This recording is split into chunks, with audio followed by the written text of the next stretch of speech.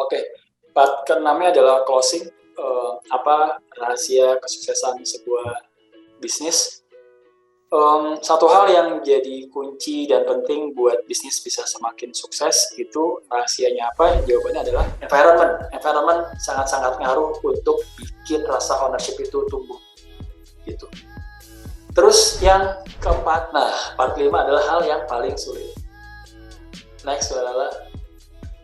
Yaitu Oke, ini tadi pertanyaannya Kak Desi, gimana cara bikin karyawan itu dapat bekerja secara dengan inisiatif dan bertanggung jawab, sedangkan ada yang masih memiliki karakter hitung-hitungan waktu dalam bekerja. Halo dan selamat datang kembali. Ini adalah bagian kedua dari episode bagaimana caranya menumbuhkan rasa memiliki tim di dalam bisnis terhadap perusahaan. Sudah tidak sabar? Yuk kita gaspol. Sayang gitu. Jadi saya nggak tahu deh tuh tim saya mereka loyal apa enggak sama saya, loyal apa enggak sama perusahaan. Saya kadang-kadang nggak terlalu ngitung-ngitung kira-kira tim kita ownership-nya gimana gitu. Kalau yang lebih sering pakai istilah ownership lebih ke tim people ya, tim HR. Kalau saya ya ngelihat sih Pak adalah kira-kira mereka sesayang apa ya gitu sama perusahaan.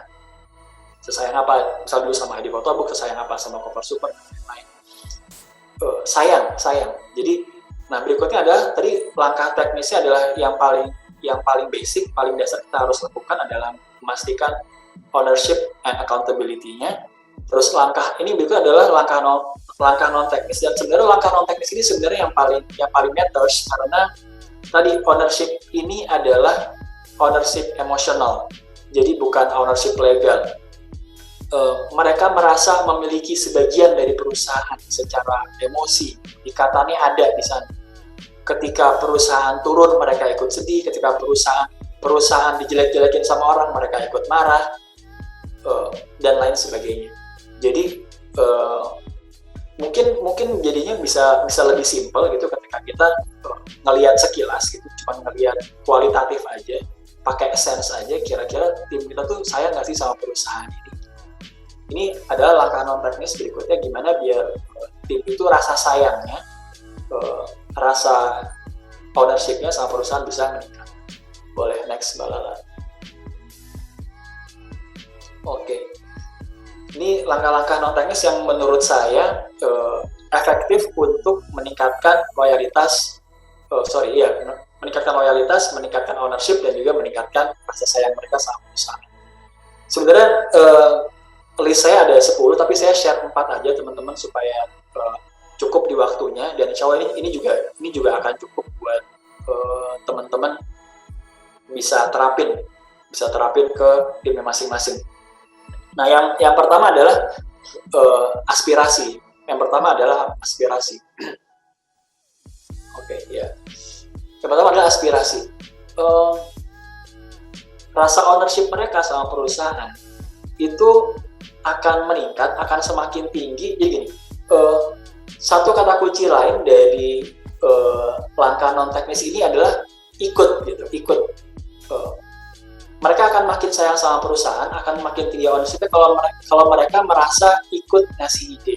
Kalau misalnya mereka ngerasa ikut tumbuh, kalau misalnya mereka ngerasa ikut berkontribusi, ikut bikin ini jadi bagus, ikut berhasil ngerubah dari dulu nggak ada apa-apa sampai akhirnya bisa perusahaannya semakin bagus, semakin gede, semakin di respect sama orang.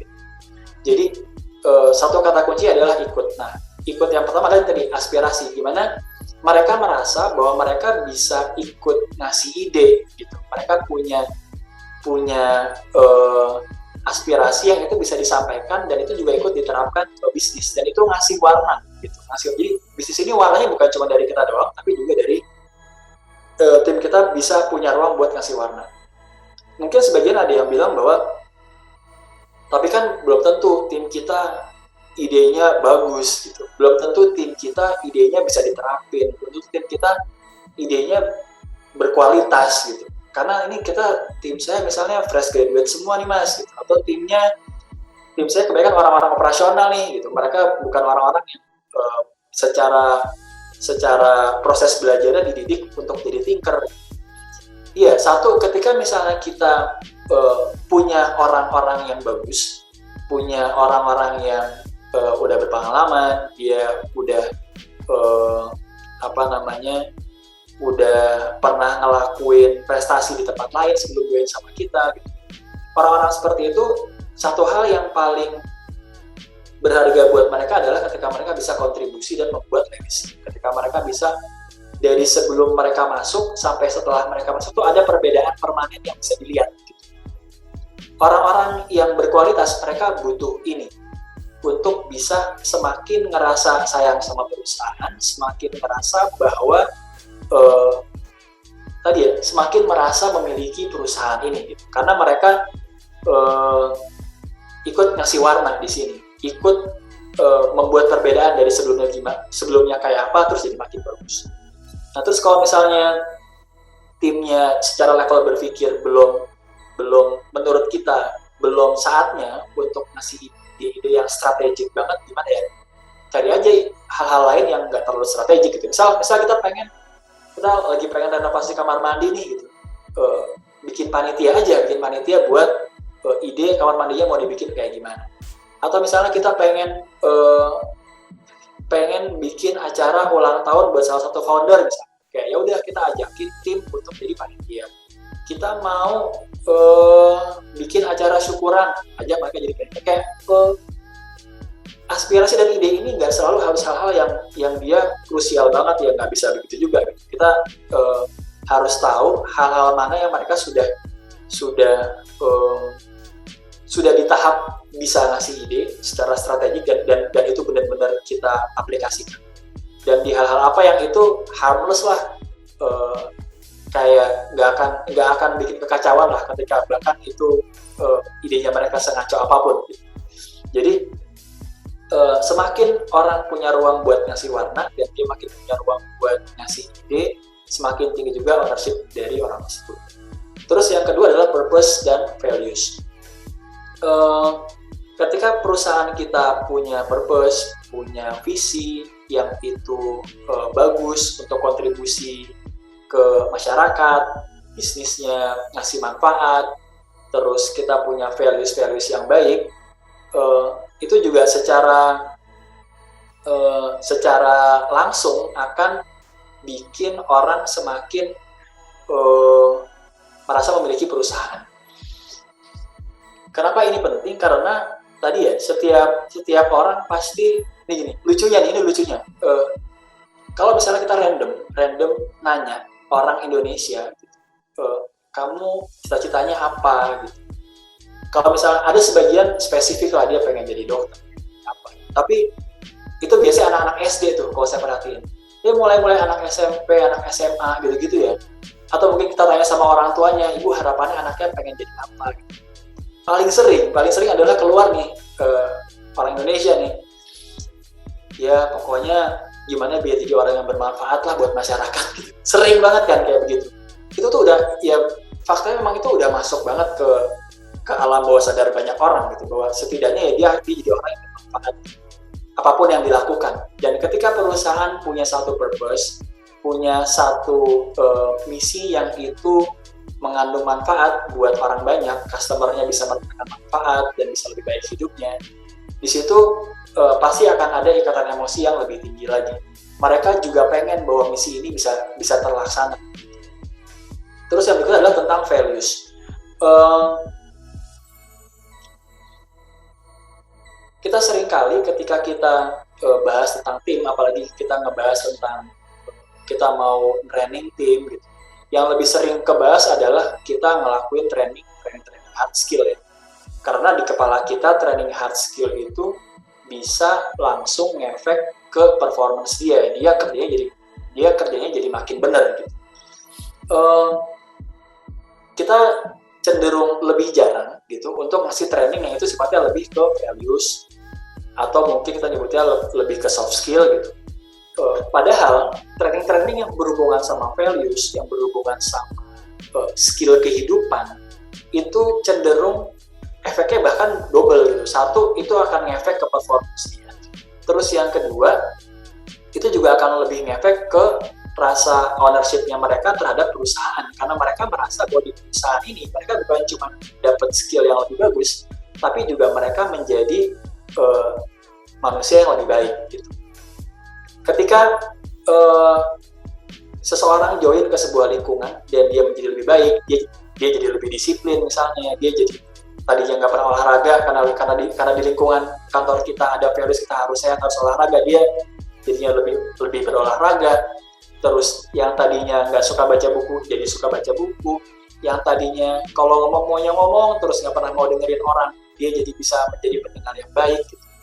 Karena hampir sebagian besar hal-hal yang dibutuhkan untuk menjadi pekerja yang performanya baik itu juga sama dengan hal yang dibutuhkan untuk seseorang menjadi anak yang lebih baik, menjadi suami yang lebih baik, menjadi orang tua yang lebih baik. Itu kurang lebih ya banyak hal-hal yang kualitas individu yang sama. Dan ketika dia udah bisa merasa punya banyak perubahan positif sejak dia join sama tim kita, karena values-nya bagus di perusahaan, karena culture-nya jalan, karena nilai-nilainya dia merasa inline sama nilai dia secara personal, itu dia pasti akan merasa memiliki perusahaan. Bahkan dia bakal jadi orang yang akan protes ketika ada sesuatu yang gak sesuai sama values perusahaan. Bahkan dia juga bisa sampai bilang bahwa saya berharap bahwa idealisme perusahaan ini akan terus terjaga. Dan dia juga akan speak up ketika ada idealisme yang ternyata tercoreng atau turun atau dikorbankan. Jadi purpose dan values yang dijaga dengan sangat baik itu juga akan meningkatkan ownership orang terhadap perusahaan. Terus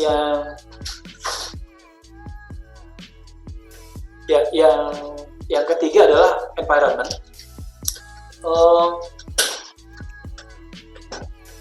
Environment di sini maksudnya adalah ya tim ya, tim orang-orang lain di sekitarnya dia. Ketika orang-orang lain di sekitarnya dia adalah orang-orang yang dia merasa cocok secara karakter, cocok juga secara individual untuk berteman, cocok buat secara individual berkolaborasi, itu juga pasti akan bikin dia merasa memiliki perusahaan ini gitu.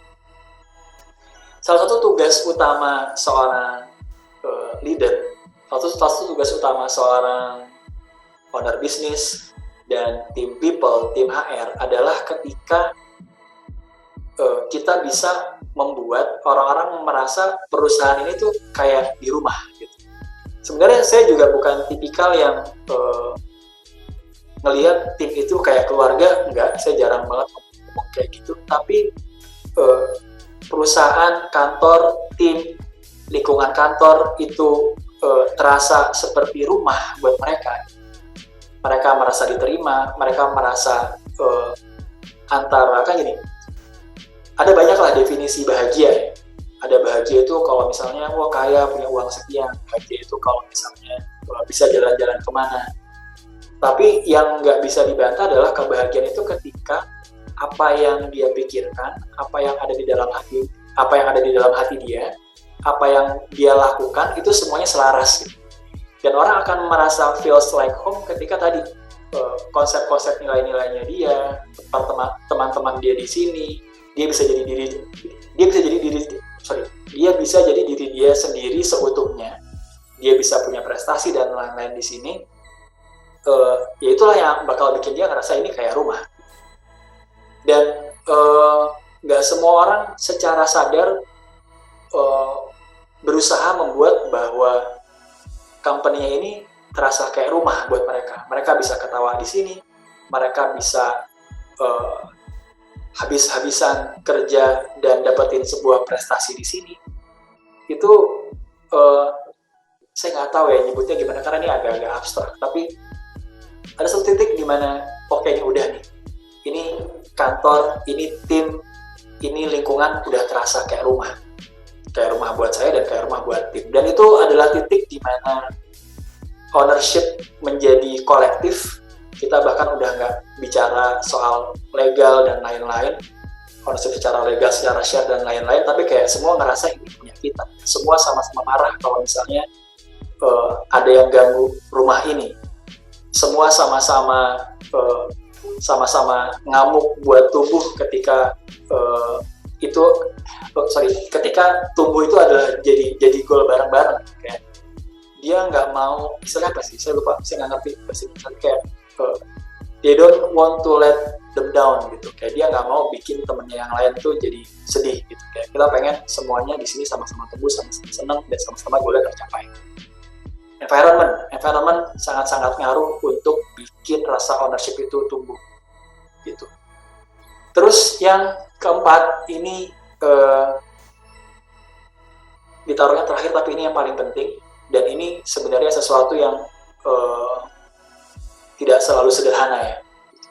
Aspirasi kita bisa lakukan program-program buat itu, purpose, values kita bisa bikin, kita bisa melakukan alignment buat itu. Environment kita bisa develop karena ini lingkungannya adalah lingkungan tertutup gitu, di kantor kita sendiri, punya kita sendiri, aturan main kita sendiri, kita relatif punya kontrol yang cukup kuat untuk mempengaruhi hasilnya. Nah, tapi itu semua gitu, bahkan ketika dia udah punya saluran buat menyampaikan aspirasinya, ketika purpose perusahaan dan values perusahaan sejalan sama diri dia merasa nyaman sekaligus merasa tumbuh di sana. Bahkan ketika environment sudah terasa kayak rumah buat mereka, kita tetap punya kewajiban bahwa memastikan ini berprogres gitu. Salah satu hal yang ini natural di manusia adalah mereka senang untuk bisa ngerasa ikut bangga gitu. Dan perasaan itu bisa terjadi ketika progres terjadi. Dia merasa ikut berkontribusi untuk bikin tadi ya perusahaan jadi lebih maju, atau merubah yang tadinya berantakan jadi lebih teratur, yang tadinya jelek jadi lebih bagus. Progres inilah yang bikin mereka terus passionate buat di sini, dan mereka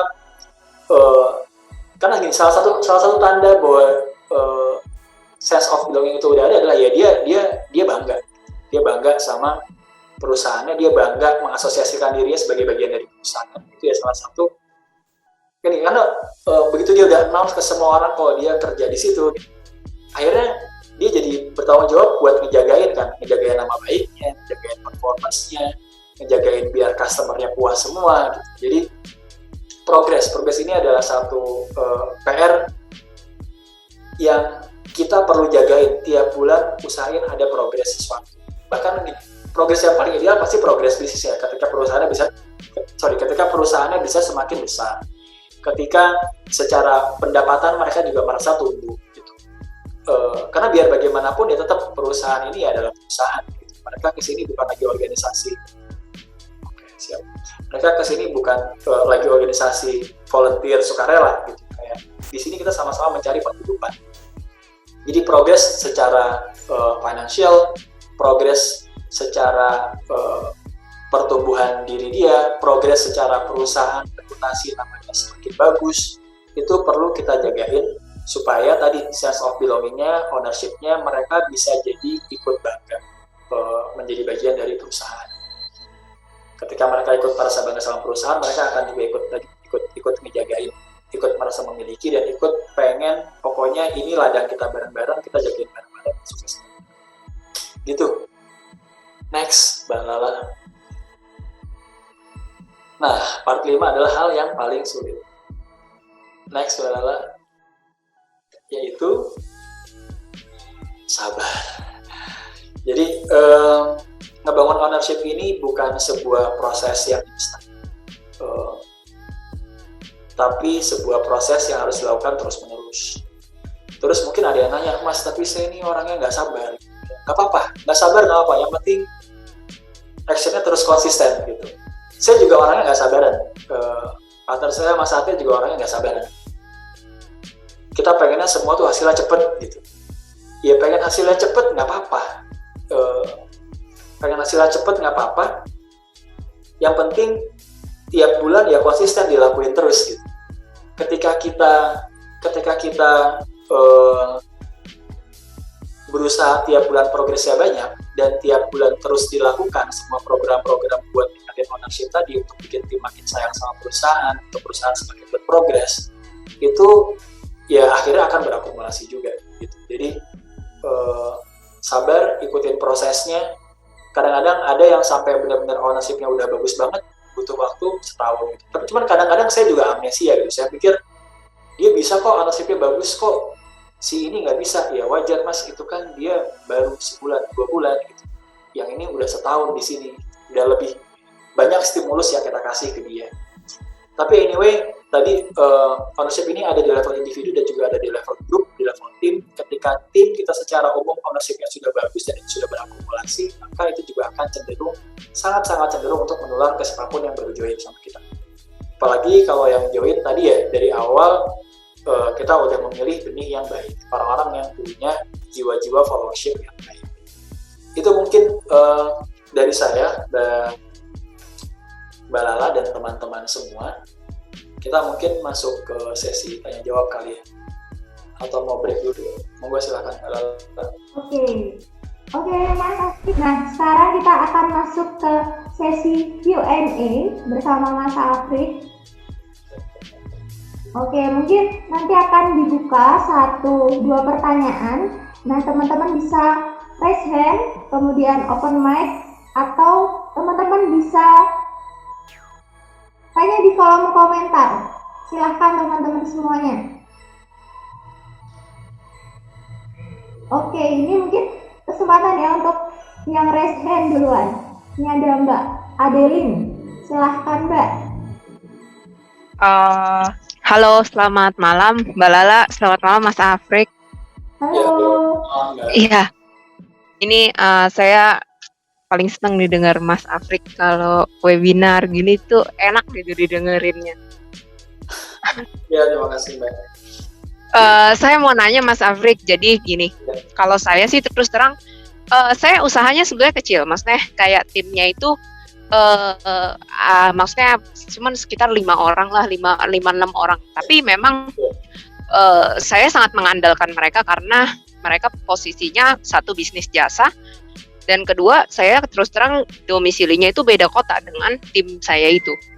Nah, problem yang saya benar-benar hadapin, ada satu orang ini yang terus terang cara pendekatan dia ke customer itu sangat baik. Jadi kayak beberapa customer benar-benar bisa kesihir ya dengan cara dia ngomong, dengan cara dia bicara yang sangat-sangat manis lah kita bilang bahasanya. Tapi antara grup, maksudnya antara dia dengan tim yang lain, ini misalnya kayak dari berenam ini, dia ini kayak semacam boleh dibilang kayak racun lah, toksik gitu. Jadi bisa ada slack antara satu dengan yang lainnya. Nah, maksudnya sampai sebatas mana ini? Saya ibaratnya kan kita bilang kalau misalnya memang ada satu yang udah tidak bisa ditoleransi, nggak bisa dibina lagi, ya terpaksa kita harus binasakan gitu kan, istilah kasarnya gitu. Nah, tapi sejauh mana nih batasannya? Ini saya mikirin kepentingan timnya dulu atau cara dia pendekatan dengan customer itu ada pertimbangan lain. Kayak gitu sih, Mas Afrik. Mohon pertimbangannya. Ya, makasih Mbak Adeline. Iya, jadi berarti ada satu orang tim yang dia secara performance bagus, pendekatan ke customer-nya bagus, artinya dia secara logikanya pasti dia akan kontribusinya buat nopang performa perusahaan cukup besar gitu ya Mbak ya? Ya, kira-kira begitu. Maksudnya memang ada customer yang sangat-sangat, iya benar. Kayak misalnya datang juga benar-benar carinya dia aja gitu. Dia nggak mau sama yang lain selain sama dia. Dan itu bukan cuma satu orang aja gitu. Di antara semuanya itu yang paling bagus gitu cara ngomongnya. Tapi itu juga yang paling bermasalah dengan masing-masing anggota tim gitu. Itu yang saya juga jadi bingung gitu. Ini orang harus diposisikan di mana gitu. Iya. Jadi memang kalau misalnya ditanya ke owner bisnis pasti pengennya punya tim yang performance-nya bagus, terus juga secara karakter bagus gitu ya. Kan pengennya gitu. Tapi kadang-kadang dan sering kita ngadepin ada tim yang dia performance-nya bagus tapi karakternya nggak bagus. Terus juga di sisi lain ada orang-orang yang karakternya bagus tapi kok performance-nya kurang. Ini sebenarnya sesuatu yang kita cukup common kita ngalamin hal kayak tadi. Kalau saya dari ini pasti keputusannya ini akan selalu dilematis. Terus yang namanya decision, setiap decision itu nggak ada yang 100% bagus semua efeknya gitu. Pasti dari setiap decision pasti ada plus ada minusnya, pasti selalu ada trade off-nya. Dan ketika kita sadar bahwa setiap decision ini ada trade off-nya, kita akhirnya balik lagi nih ke prioritas gitu. Mana sebenarnya pada akhirnya adalah trade off mana yang paling kita hindari gitu. Trade off mana yang paling kita efek negatif mana yang paling kita hindari. Kita akan lebih menghindari efek negatif secara penjualan, atau kita akan lebih menghindari efek negatif secara tim kayak gitu. Kalau saya biasanya biarpun deg-degan, saya akan pilih buat jagain karakter dan culture. Kenapa? Karena karakter dan culture yang bagus itu akan lebih bagus juga buat sustainability perusahaannya. Kan kita bukan cuma mikirin omset bulan ini, kita juga mikirin omset bulan depan dan bulan depannya lagi. Kalau saya biasanya akan lebih memilih buat utamain karakter dulu. Biarpun biasanya akan ada turun-turun tuh, mungkin akan ada turun-turun, akan ada customer yang nyariin, orang yang lama yang sebelumnya. Tapi seringnya, saya nggak tahu sih, mungkin ini nggak selalu begini ya, tapi seringnya akhirnya juga bounce back lagi kok gitu. Akhirnya ternyata nggak segitunya kok ketika satu orang yang sangat-sangat diandalkan buat istilahnya mendulang revenue ini hilang gitu, otomatis yang lain akan berusaha buat nopang dan yang lain akan berusaha buat mencukupkan kemampuan dirinya untuk nutup beban yang hilang gitu. Jadi kalau saya sih ini gini, pertama kita harus tahu bahwa nggak ada decision yang ideal. Mau orang ini di-keep, yang sisanya satu berlima ya, satu orang di-keep, 4-nya dipecat, kita ganti yang 4-nya ini ada trade off-nya. Mau satu orang ini dihilangin, yang 4-nya di-keep juga ada trade off-nya. Satu itu, jadi nggak akan ada perusahaan yang ideal. Jadi harus tahu prioritas kita apa dan efek negatif mana yang paling kuat kita terima, paling kuat dan masih bisa kita terima.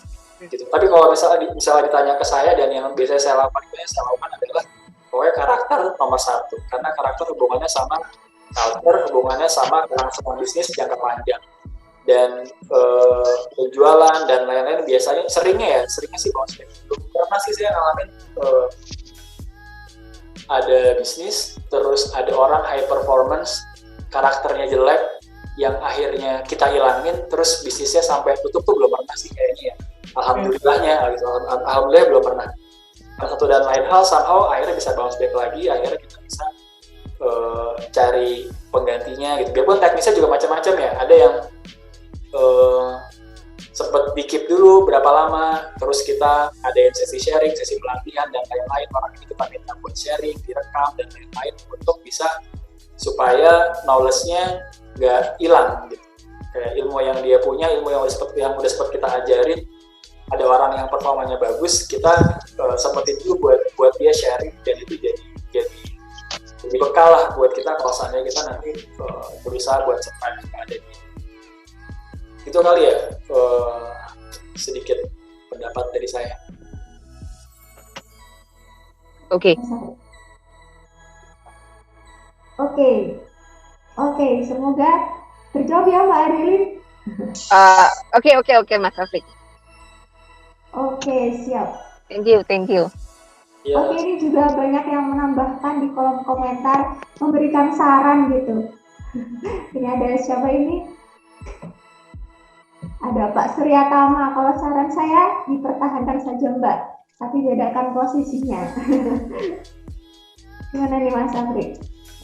Ya itu juga bisa sih, apa namanya. Nah, hal lain juga yang saya biasa lakuin ya ketika ada orang dia sering konflik sama yang lain, tapi dia performance-nya bagus adalah, saya mungkin karena bisnisnya banyak online, saya suruh kerja dari rumah jadinya. Tapi kalau misalnya tadi bisnisnya jasa, dia di satu tempat yang sama ya, meminimalisir interaksi dia jadinya. Sebenarnya nggak tahu juga sih saya karakternya nggak bagus, saya lebih karena interaksinya jelek sama orang lain. interpersonal relationship-nya nggak bagus sama yang lain, ataukah ada permasalahan karakter yang lain ya. Ketika misalnya masalahnya cuma di cara dia berhubungan sama orang lain, itu bisa jadi solusi juga ketika kita taruh di tempat yang interaksi sama anggota tim yang lainnya lebih minim. Itu juga bisa jadi solusi. Oke, semoga ini solusinya bisa menjawab Mbak Adeline ya. Oke, kalau gitu kita next. Terima kasih Mbak Adeline dan Mas Afrik untuk jawabannya. Oke, ini kita memberikan kesempatan ya Mas untuk pertanyaan di kolom komentar. Ini udah ada namanya Modifika. Ini bertanya, apakah bisa Mas membangun ownership dan loyalitas tim dengan sistem reward punishment? Iya. Iya, sebenarnya reward and punishment itu bagian dari accountability ya. Ketika setiap orang, nggak ada orang yang bisa bersembunyi di balik performa tim. Setiap orang kelihatan, kehitung performance-nya, dia lagi ngejar apa dan dia sampai mana. Itu reward and punishment sebenarnya kan seringkali dipakai bagian dari itu ya. Ketika misalnya dia bagus, ada konsekuensinya. Ketika dia nggak bagus juga ada konsekuensinya. Itu ya iya sih Mbak, itu termasuk satu hal yang bisa ningkatin ownership dia terhadap apa yang terjadi di perusahaan gitu. Oke, kuncinya adalah sabar. Iya.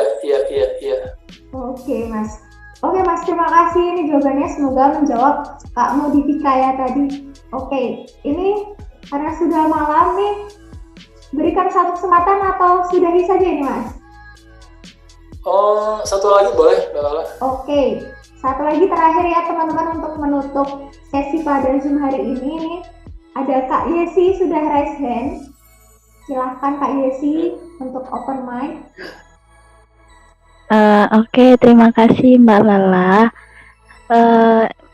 Mau bertanya ini Mas, bagaimana caranya untuk membuat karyawan bekerja dengan inisiatif dan bertanggung jawab, sedangkan ada beberapa karakter yang memiliki kayak hitung-hitungan waktu dalam bekerja gitu.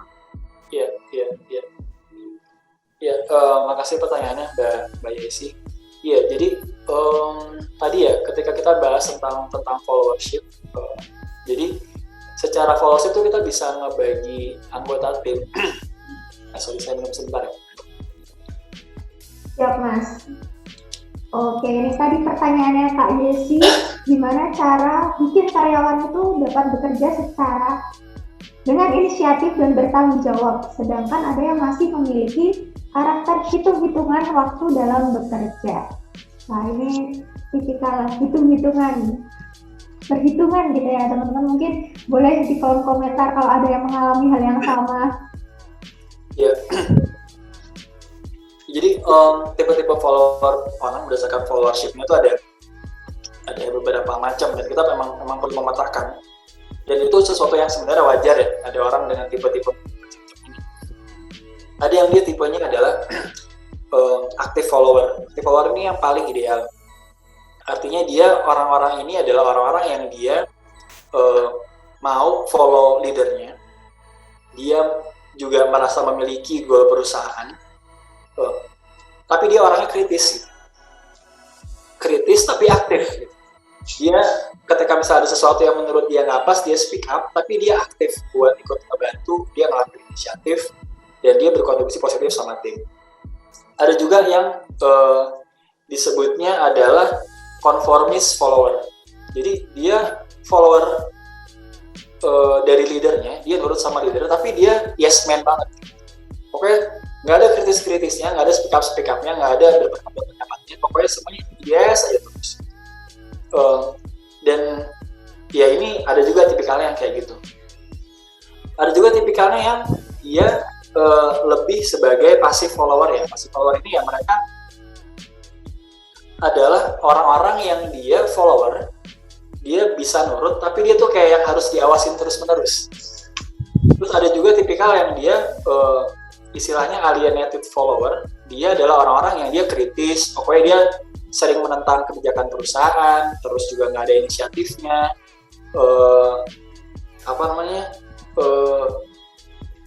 dan orang-orang kayak gini ya juga memang beneran ada gitu perusahaan. Jadi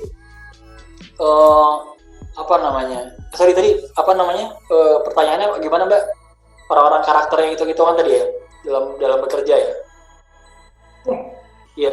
Jadi memang ya populasi orang-orang yang kayak gitu ya memang ada. Gitu. Terus caranya gimana? Tadi jadi gini.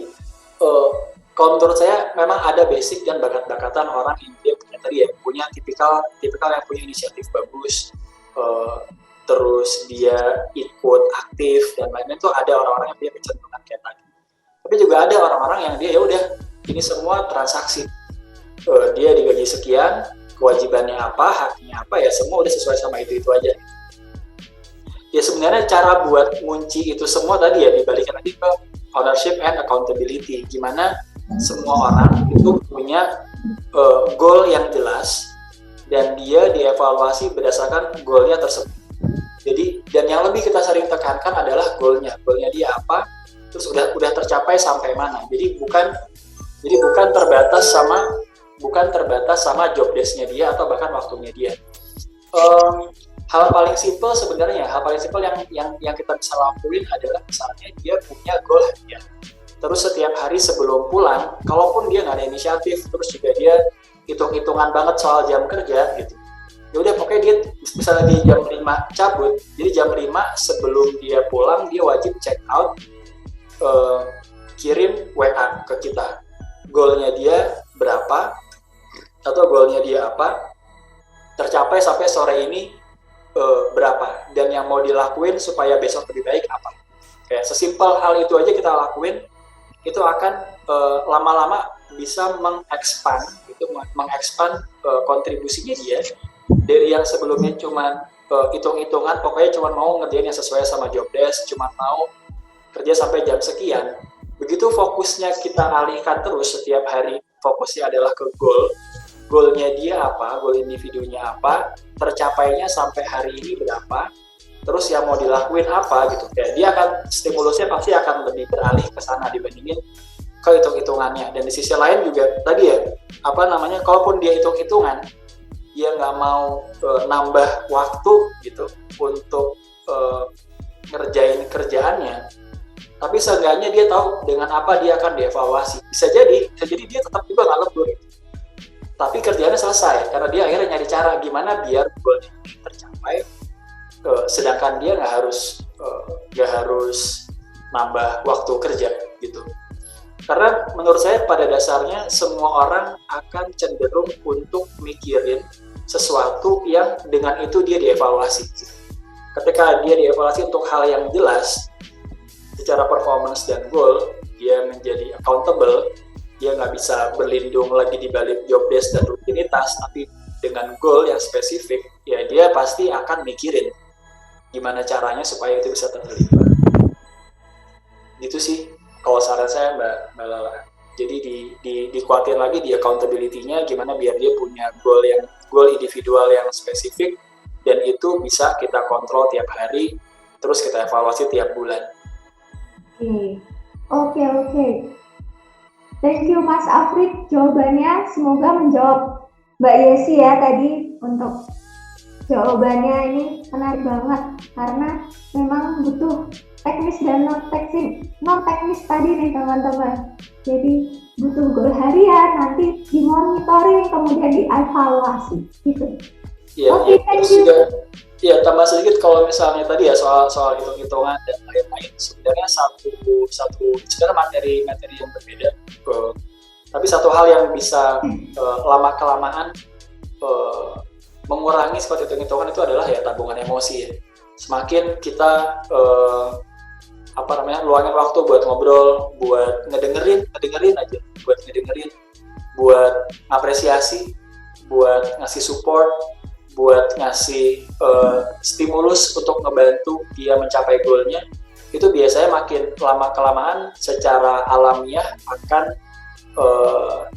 semakin ada rasa buat membalas tabungan emosi yang kita udah kasih ke dia. Itu kali ya. Iya. Mantap Mas Afrik. Semoga semakin memberikan solusi nih ke Mbak Yesi yang mungkin galau menghadapi ini timnya yang masih hitung-hitungan. Mungkin di sini juga ada yang mengalami hal yang sama. Oke, Mas Afrik, itu tadi untuk pertanyaan penutup dari Mbak Yesi. Terima kasih Mas Afrik untuk malam ini. Sesinya daging banget. Materinya full ini walaupun overtime nih teman-teman. Luar biasa, keren Mas Afrik. Thank you untuk waktunya.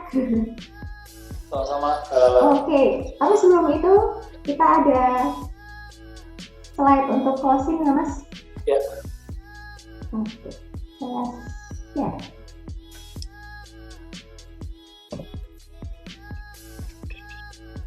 Oke, yang tadi terakhir sabar.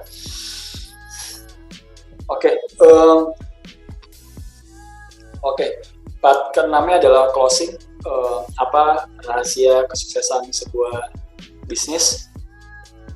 Satu hal yang jadi kunci dan penting buat bisnis bisa semakin sukses itu rahasianya apa? Jawabannya adalah rahasia. Jadi setiap bisnis itu butuh sebuah rahasia.